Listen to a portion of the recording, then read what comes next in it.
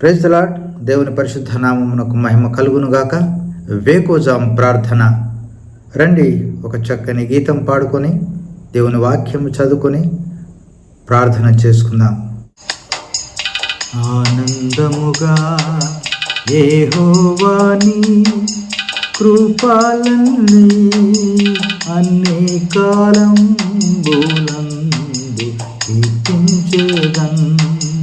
ఆనందముగా యెహోవాని కృపలన్నీ అన్ని కాలంబులందు కీర్తించెదన్.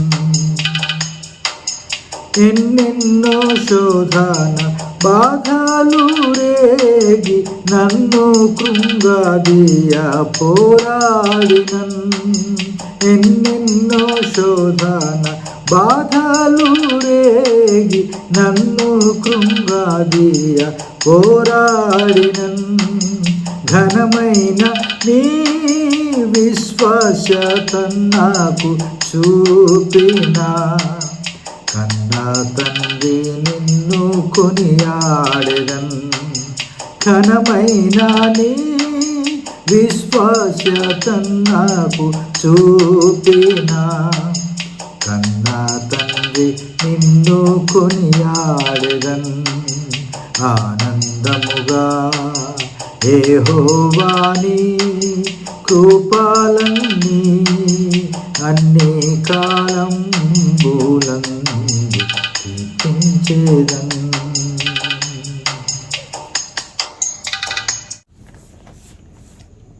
ఈ దిన వాగ్దానము వాక్యాన్ని చదువుకుందాము.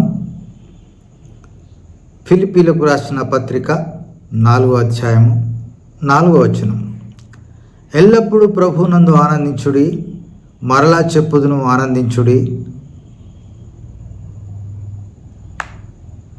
ప్రియమైనటువంటి దేవుని ప్రజలారా, అపోస్తలుడైన పౌలు ఫిలిప్పీలో ఉన్నటువంటి క్రీస్తు యేసునందలి సకల పరిశుద్ధులకు యేసుక్రీస్తునందు కృపయు సమాధానం తెలియజేస్తూ రాసినటువంటి పత్రిక ఇది. ఈ పత్రికలో ఆయన ఎల్లప్పుడూ అనేటువంటి మాటల్ని అక్కడక్కడ ఉపయోగిస్తూ రాసినట్లుగా మనం చూస్తూ ఉన్నాం. ఆయన అంటాడు, సహోదరులారా, నేను మీ కొరకు ప్రార్థనలో ఎల్లప్పుడూ సంతోషంతో ప్రార్థన చేస్తున్నాను అని ఫిలిప్పీలకు రాసిన పత్రిక 1వ అధ్యాయం 6వ వచనంలో తెలియజేశాడు. ఎన్ని కష్టాలు వచ్చినా, ఇబ్బందులు ఎదురైనా, నా ప్రియ సహోదరులారా ప్రభునందు ఆనందించుడి అని మరొకసారి ఫిలిప్పీలకు రాసిన పత్రికలో 3వ అధ్యాయం 1వ వచనంలో తెలియజేస్తూ వచ్చాడు. నా ప్రియ సహోదరులారా ప్రభునందు ఏక మనసు గలవారై ఇండుడని మరొకసారి పౌలు గారు బ్రతిమలాడుచున్నట్లుగా మనం చూస్తాం. కనుక చివరిగా ఆయన ఫిలిప్పీ 4:4లో మరలా చెప్పుచున్నాను, ఏ పరిస్థితిలోనైనా మీరు ప్రభునందు ఆనందించుడి అని ఆయన తెలియజేస్తూ వచ్చాడు.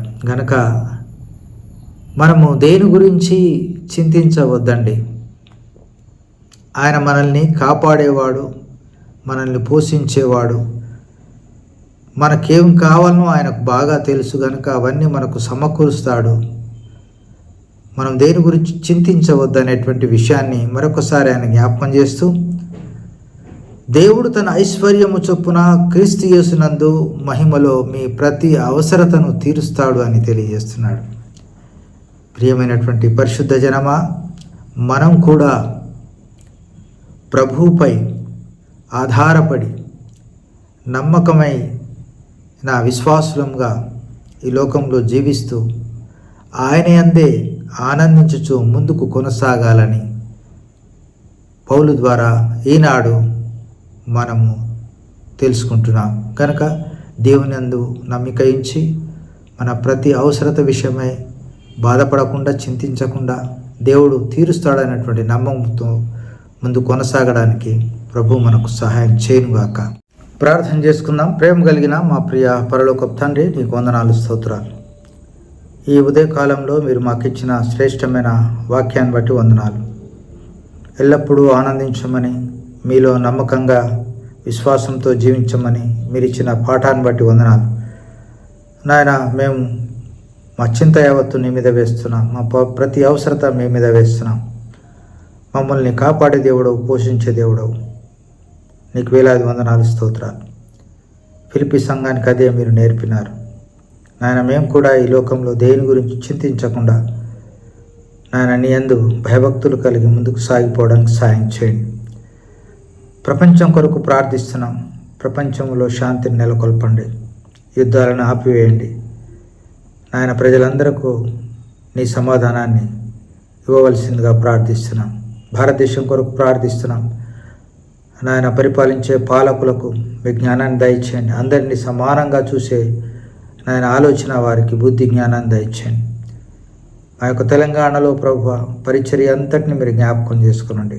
ఏ సేవకుడైనా తండ్రి సువార్త చేయుతుండగా వారికి ఎలాంటి ఆటంకాలు జరగకుండా కాపాడండి నాయన. మరి ఖమ్మం, కొత్తగూడ, పాల్వంచ ఏరియాల్లో పనిచేస్తున్న నీ ప్రియ సేవకులందరినీ పేరు పేరున మీరు జ్ఞాపకం చేసుకోండి. వారి అవసరాలకు తీర్చి సేవను అభివృద్ధి పరచుమని, ఈ ఉదయకాల దీవెనలు మా మీద కుమ్మరించి నడిపించుమని యేసయ్య అతి శ్రేష్టమైన నామమున స్తుతించి ప్రార్థించి అడిగి వేడుకొంచున్నాం తండ్రి.